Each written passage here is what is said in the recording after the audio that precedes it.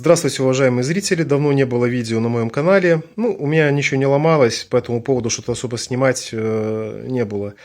И тем более, как я говорил, что люблю какие-то интересные такие моменты, какие-то новые, чего нельзя найти.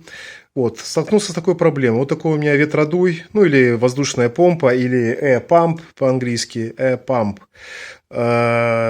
Перезаряжаемая. С Америки, значит, она была привезена. Использовал я ее для надувания матрасов обычных. Куда-то в поход сходить, там удобно, да, то есть зарядил, там раз, надул, там буквально пару минут, и все, у тебя матрас готов. Очень мощная, хорошая вещь.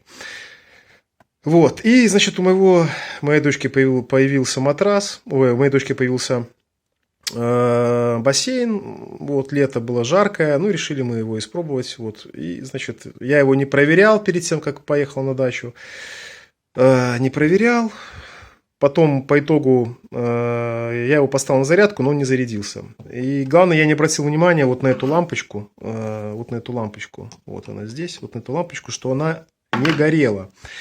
Потом я пошевелил то есть в таком режиме получается зарядка, так он работает, да, то есть там стоит специальная схема, чтобы он не питался от этого гнезда, когда подсоединен, не работал, то есть он отключает цепь зарядки и включает от аккумулятора, включает аккумулятор уже работу непосредственно самого прибора. Какая была проблема? В общем, я там был в командировке, жена попыталась его потом еще раз зарядить. В итоге я приехал, посмотрел. И что я обнаружил? Когда мы берем... здесь зарядка такая стандартная идет. К сожалению, здесь нету на этой зарядке напряжения 220 вольт. Не знаю, почему так. Даже у наших всех обычных зарядок там есть 220, 110, там, не знаю, электрические там машинки для стрижки волос, я не знаю, там для каких-то фенов, там еще чего-то, это вообще не проблема. Но здесь почему тут не было предусмотрено. Наверное, решили просто сэкономить на этом. И поэтому... В общем, не предусмотрено здесь такое напряжение. Поэтому я еще раньше купил такой понижающий трансформатор, как раз по мощности, который вполне подходит для того, чтобы зарядить данный прибор. Как я использовал? Соответственно, тут 220 на входе, здесь на этих контактах 110 на выходе. Подсоединяем. 7,5 вольт. Подсоединяем потом на зарядку. Сюда сейчас неудобно. Вот так мы подсоединяем, и, соответственно, она должна заряжаться. Но, как мы видим, лампочка горит, но очень-очень слабенько. То есть, она должна ярко гореть. Я, кстати говоря, на это сразу внимания не обратил. Я сначала подумал, зарядка идет, все идет, лампочка горит. Видите, здесь контакт может быть чуть, но это не в этом дело. Лампочка горит, но, то есть, все должно работать нормально. Но по итогу я понял, что потом присмотрелся, лампочка, оказывается, горит не совсем в нужном, как говорится, нужной яркостью. То есть, ток зарядки я там потом померил очень маленький. То есть, она постепенно, ток зарядки уменьшается. И в итоге он вообще, пропадает, по сути, там, стремится к нулю. То есть, это уже говорит о том, что с аккумулятором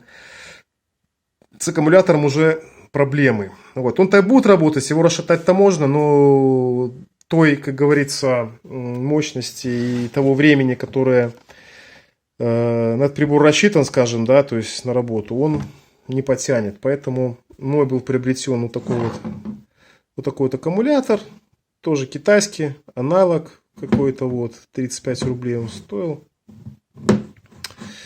Сейчас будем его ставить. Да, сам прибор шел в такой коробке. Такой коробочке.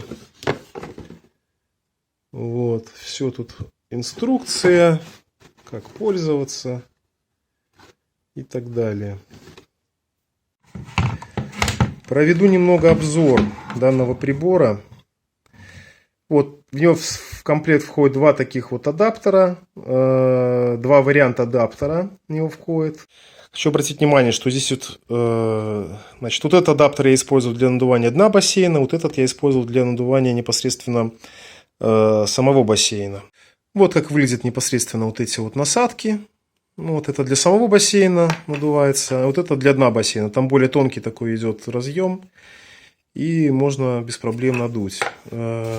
Тут тоже удобная очень функция есть. Если здесь отсюда воздух выходит, то вот сюда воздух наоборот всасывается. Это очень удобно, очень быстро можно сдуть. Очень удобно быстро сдуть бассейн. Вот. Ну, сейчас будем его разбирать, посмотрим, что там внутри. Поменяем вот этот вот аккумулятор, поставим и посмотрим, как работает.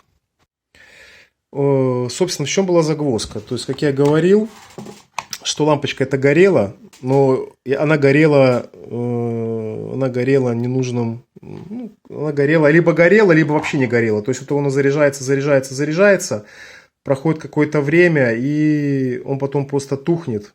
Эта лампочка тухнет, и зарядка, соответственно, прекращается. Причем было даже так, что вот я эту лампочку, ну, условно говоря, вставлял,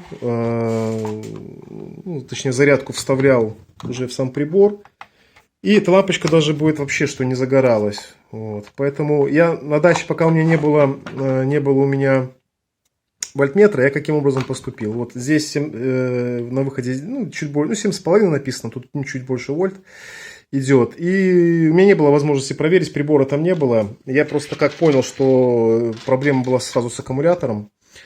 То есть сначала думал, что может быть здесь контакт какой-то плохой вот здесь, да, либо с розеткой плохой, либо с этим плохой. На будущее, может быть, приобрету нормальный прибор, чтобы он, ну, нормальную зарядку, чтобы можно было сразу включать напрямую на 220 вольт.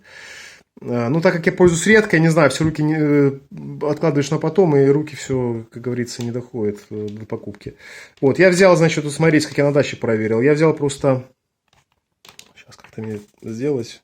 Как можно проверить работоспособность прибора, что он вообще работает, не имея с собой, скажем, вольтметра? Вот, здесь напряжение довольно маленькое, скажем так, это примерно такое же, как в обычной батарейке Кроня, даже меньше. Вот, поэтому, в принципе, замыкание плюса и минуса, если нету здесь никакого предохранителя на определенный ток, то ничего страшного не будет, если мы это сделаем очень кратковременно. Вот, я взял вот такой вот, ну, не знаю, пинцетик типа, вот, вставляем вот сюда вовнутрь. Здесь идет, например, минус, здесь плюс, да. Вот, и мы вот так вот подсоединяем. Оп, видите, загорается лампочка, да, вот. Лампочка загорается, ну, там слышно такие щелчки небольшие вот самом. То есть, в общем, сам трансформатор, вот этот он рабочий получается. Вот. Поэтому раз лампочка не горит, когда мы вставляем вот в этот прибор, а горит, когда мы замыкаем, да, либо пощелкаем, как сейчас вот я показывал, то есть, когда мы так вот пощелкаем, то он бывает просто включается, то можно сделать вывод, что проблема вот с таким вот аккумулятором, который находится внутри. Так. Раскрутив 4 винта, точнее не 4, а больше, сколько получается. Ну, в общем, вот эти винты все подкручивал тут снизу. Тут это просто довольно все. Вот такой примерно вот у нас идет внутри. Такой у нас внутри идет состав. Значит, сам переключатель, сам моторчик. Ну, вот сам аккумулятор нас больше всего интересует. Вот. Сейчас мы его достанем. Вот такой вот оригинальный там стоял аккумулятор. Вот такой оригинальный стоял аккумулятор. Написано 2013 год, если видно. Ну, вот где-то в это время примерно он был куплен. То есть аккумулятору этому эксплуатировался он с переменным успехом. Ну, считайте, что почти 10 лет, если считать сегодняшней датой. Сейчас мы это все заменим и включим. Простой ремонт довольно-таки. Очень простой ремонт, потому что я, честно говоря, переживал, что вот таких вот аккумуляторов может просто не могу не достать. Сам прибор там, по-моему, $20 что-то стоил, где-то в районе $20, может 30, не помню уже. И переживал, что, может, такого не найду. Вот, поэтому придется прибор выкидывать. А если заказывать с доставкой, наверное, будет как новый прибор. Поэтому вот повезло. Вот такой аккумулятор. Вот. Сейчас мы его поменяем. И проверим работоспособность. Аккумулятор я поставил, все просто, поменял вот эти клеммы, сейчас посмотрим, как он работает. Вот так. Сразу чувствуется, что мощный, я ж прямо так, тут что-то еле там что-то, душа в теле была.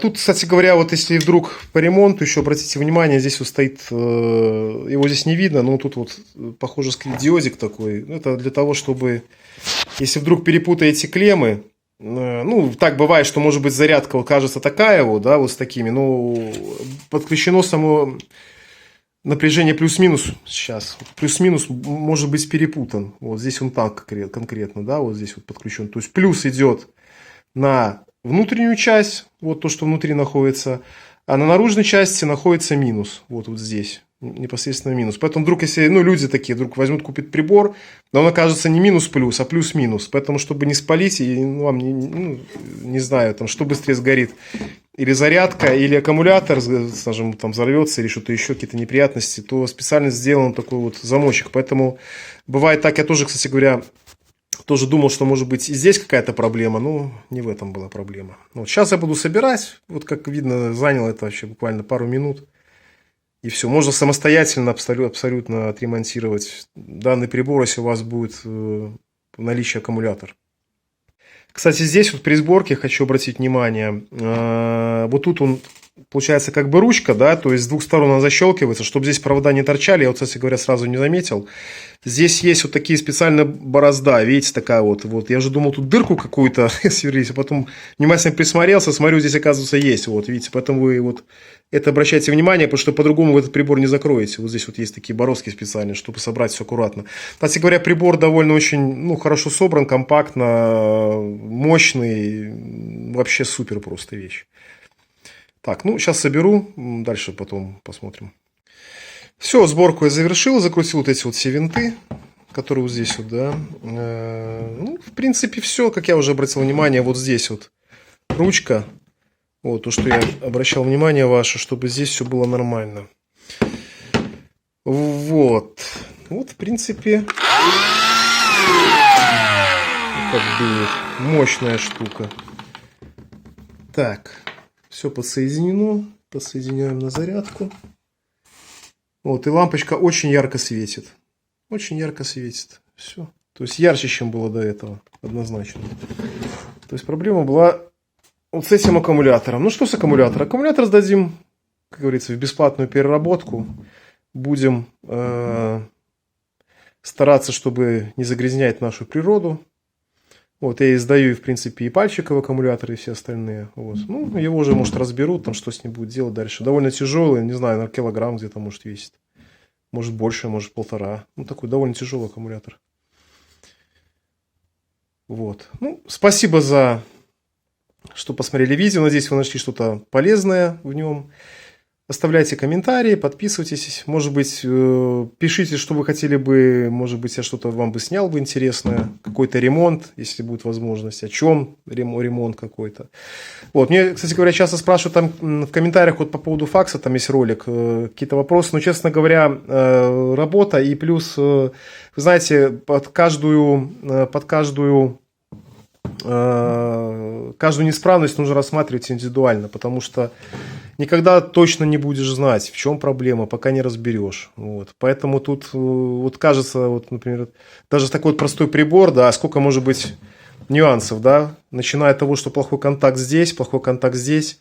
Этот прибор вышел из строя, этот прибор может трансформатор выйти, да, из строя, этот либо этот.